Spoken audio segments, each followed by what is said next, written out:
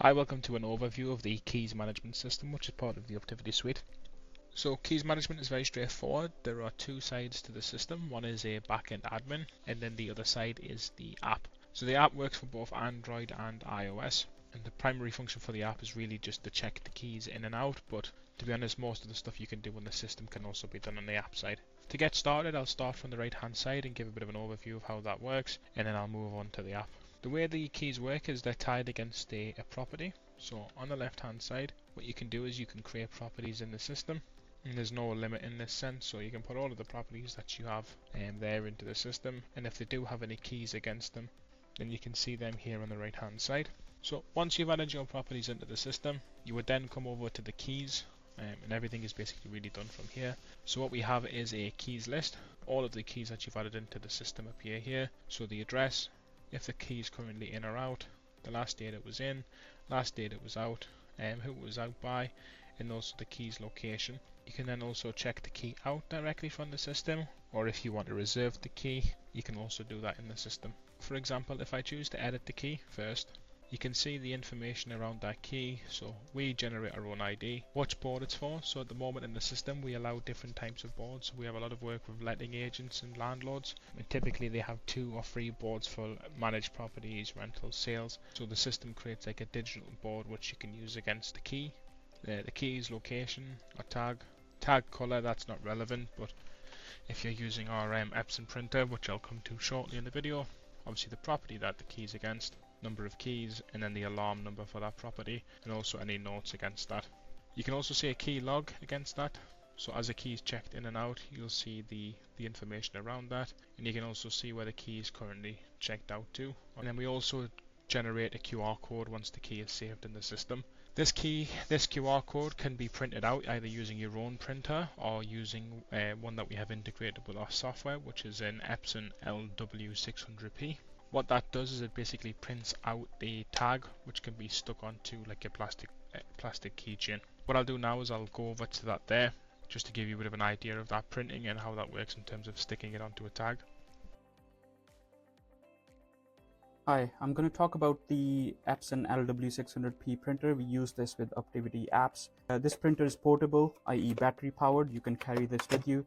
You can install batteries in it, and it connects via Bluetooth to the Uptivity apps like Keys Management and Asset Management app. So you can print your QR codes while you're out and about. The QR codes get printed like that. They can be in different sizes and different colors as well. So you can have different assets or different keys tagged in different colors. The other thing which is important is it can also be plugged into a PC with the main power. So if you're printing keys tags, for instance, this would more likely to be connected to your computer, and you can print the keys tag directly while it's attached to your computer. And also the cartridges. So this printer is thermal printer, which means that there is no ink involved in it. All you need is these cartridges. They are readily available from different websites, and these cartridges come in different colors, and also these cartridges come in different width as well. So this one is 24mm. You can get them in 9mm or 12mm as well, depending on the thickness of the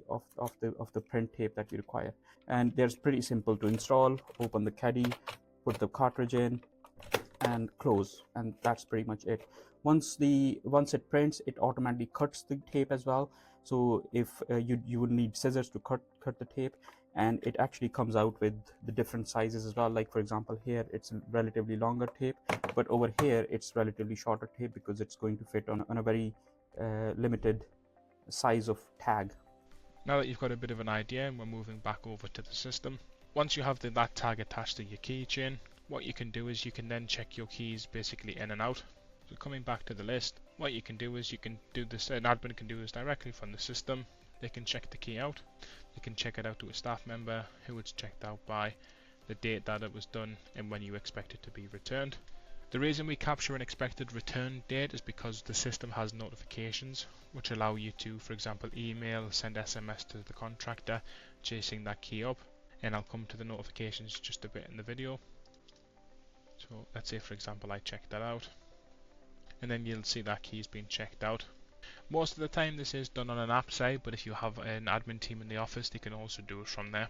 A reserve flow works very much in the same way. So again, you can reserve a key out to a staff member or a contractor, for example if they're doing a viewing or if they need it for any work. And again, same idea for the expected pickup date. You can build notifications around that. Over to the out and in log.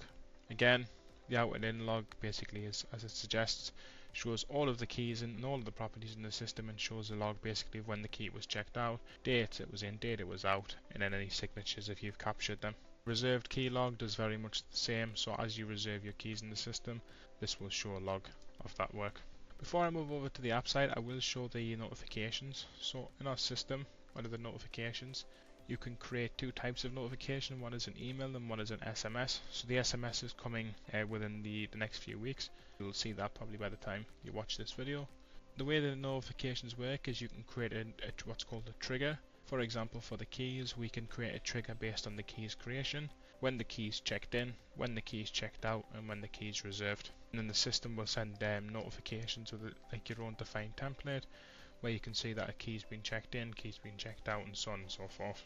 Last but not least in the system is the reports. So our system has some very in-depth reports. So the custom reporting goes into basically a database level where we can pull out everything from the key's address to how many times the key's been checked in, checked out.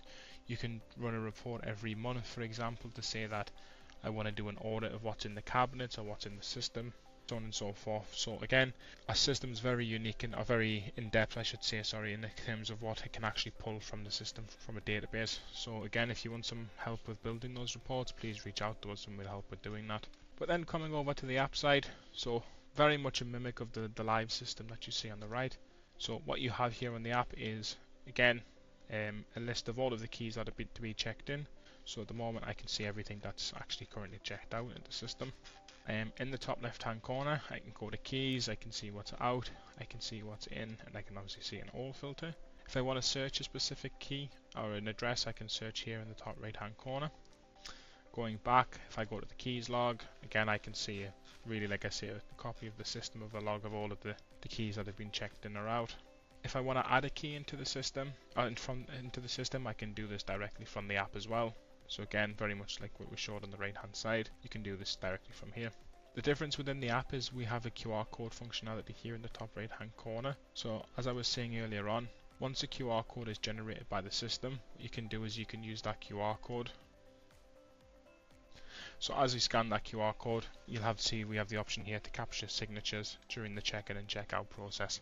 The QR codes function is one way to work. The other thing that we have in our development process at the moment is what we call some smart tags. These smart tags are basically using the technology behind Find My iPhone. We're looking to incorporate them into our platform so that during your checkout process you can attach a key tag and you can see the key's live location. That's currently in its early stages of development. Yeah, and then that's all for the keys management system. If you do have any questions or want to learn more, please reach out to our team. Thanks.